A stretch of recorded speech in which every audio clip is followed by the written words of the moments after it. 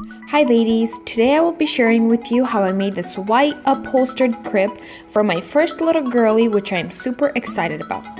First, I took out all the pieces from the box to find the headboard. So here it is. Now I am putting it against the corner of the MDF pegboard wood sheet, and I am putting the sidebars on the ends, which will help me trace the inside of the headboard. I am going to move the headboard down and push it straight back up again. The rails on the bottom will grip to the wood pieces. Do you see the gap on the right side? Do not leave a gap. Somebody recommended to leave some space on the sides because the foam will overlap and take up extra room, but I found that not to be true, so I wouldn't recommend leaving any space. So now I will begin tracing, starting from the top under the curve.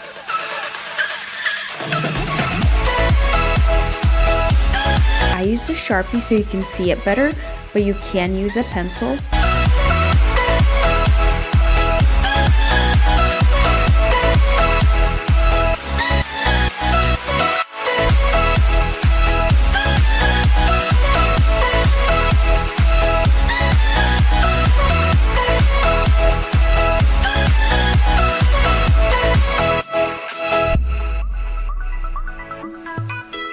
Now I'm going to take the headboard and put it under my marks to fill in the gaps.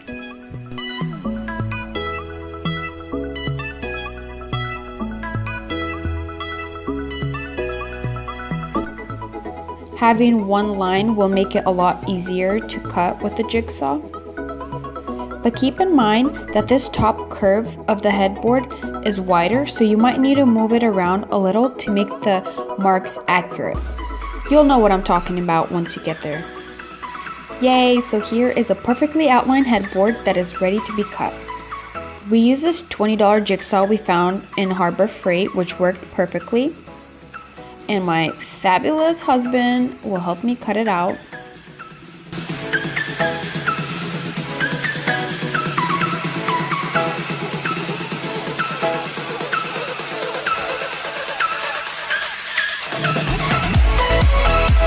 There, another step down and a whole lot more to go. Now I arrange the buttons where I would like them to be. You can have less or you can have more. After you have arranged them to exactly the way you want them to be, pick one up and draw an X over that hole. And repeat this with all of your buttons.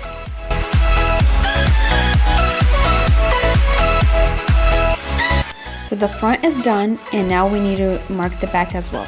So place your finger over the marked X in the front and put the board down where you see your finger peeking through a little hole. Draw another X over it. These markings will be our guide to where we want to insert the upholstery needle later. Now that it's marked, we can attach the foam. I'm going to be using adhesive spray, which is the easiest, and I'll spray it all over the entire board. And slowly put the foam over the sprayed board. The foam doesn't have to look good. Mine has been laying around the garage for a while and it worked perfectly. You can pick up the foam, back up, and add some more glue if you'd like.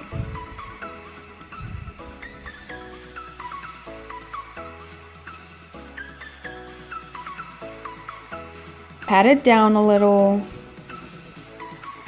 and I even stomped on it for the extra adhesion. Now we can cut it. I put the board foam face down on the little kid's table, and I'm using scissors on the sides where it's straight.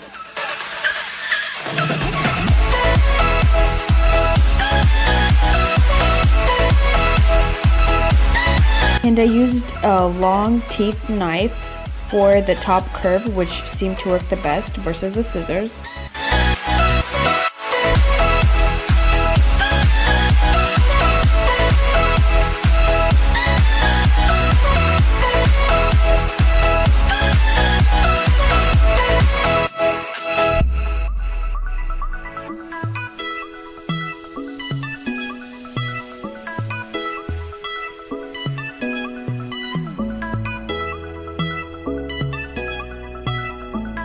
Yay, now I'm halfway done. So now I am gonna put the fox leather fabric that I've chose over the cut out headboard. I'm going to cut it now, and I'm gonna leave it approximately 6 to 8 inches on all sides around, which is 1.5 yards, so I used about 54 inches length. And I'm gonna staple the sides. I'm not tightening them yet, I'm just attaching them so they won't wobble around as I upholster. Now you're ready to make the buttons. I got these 3 ball cover buttons at Walmart. They were 3 for $1.99 versus in Joann's it was 3 for $3.99, and you do need quite a bit of them. So I began with cutting out the circles that you can find on the back of the box. Using that template will make the fabric fit perfectly. So place the fabric facing out on the top piece of the button and slowly pushing the fabric under the little teeth. Work your way around the button.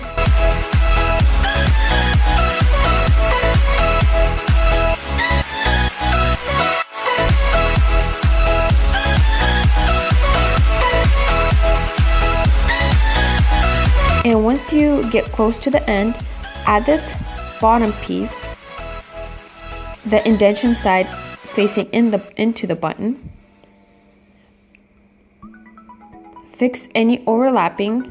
The less overlapping, the smoother the button will be.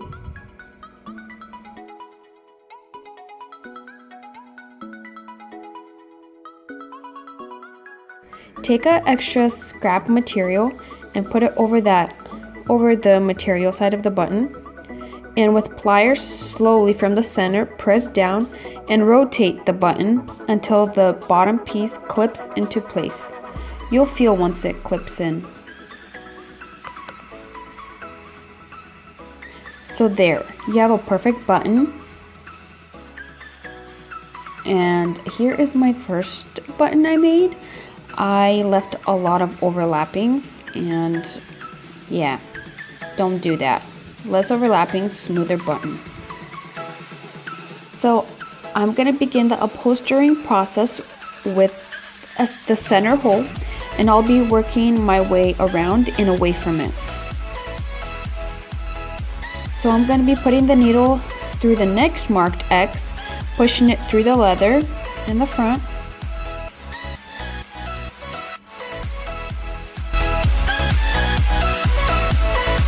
Adding a button.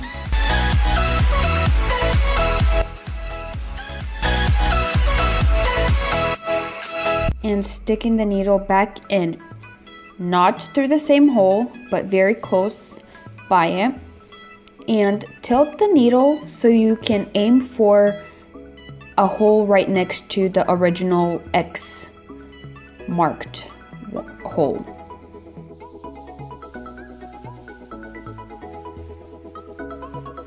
This will help the buttons be a lot tighter. So now you want to pull the rope as hard as you can towards yourself and make one knot.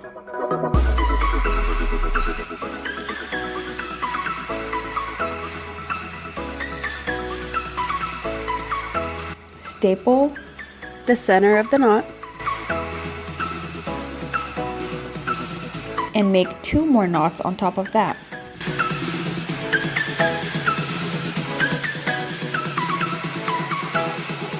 With the remaining rope left, you could staple it to the side, whatever works. So you want to repeat this process with all of your buttons. I'm going to show you the process of adding the buttons a couple more times.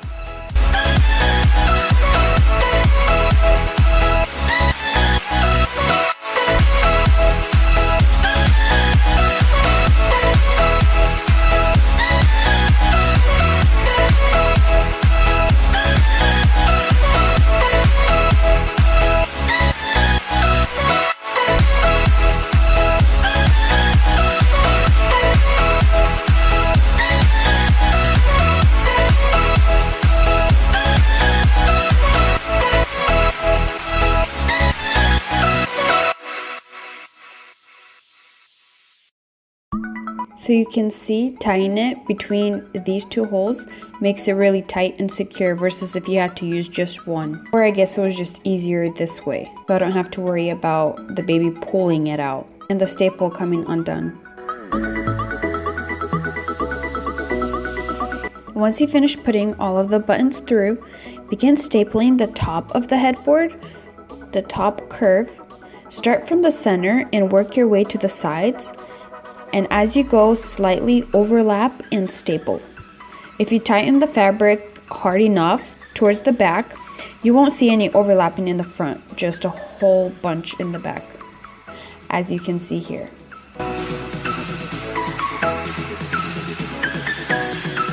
I took out the temporary staples from the sides and I retightened them and I restapled them.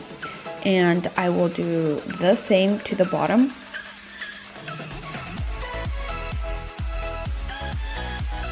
Tighten it as hard as you can and staple. Don't worry about the staples not going through the board all the way. I used a hammer to finish them off and I put a whole lot of staples.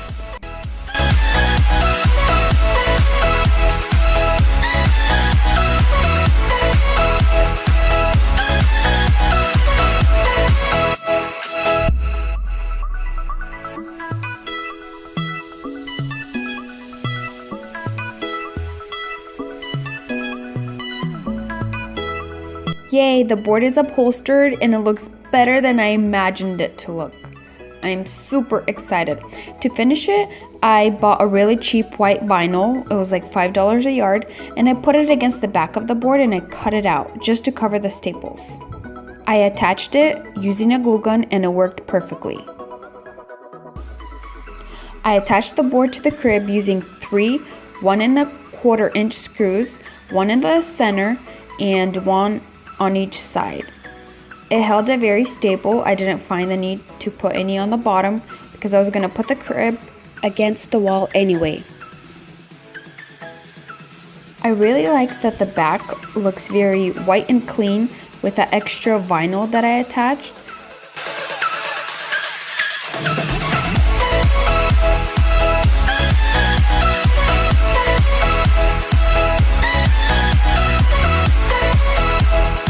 One thing I was worried about is for the mattress spring not to fit with the foam that I'd be using. I used a 2-inch foam and it fit perfectly. It's tight, it fit perfectly. So there you have it, my little piece of art. I'm sure there are other ways of upholstering the crib, but this way worked best for me. And this is someone who has 0 experience with upholstering. If you liked this video, subscribe below and be the first one to see the current project I'm working on, which is making a floral mural to put behind this crib. For now, blessings. Talk to you soon.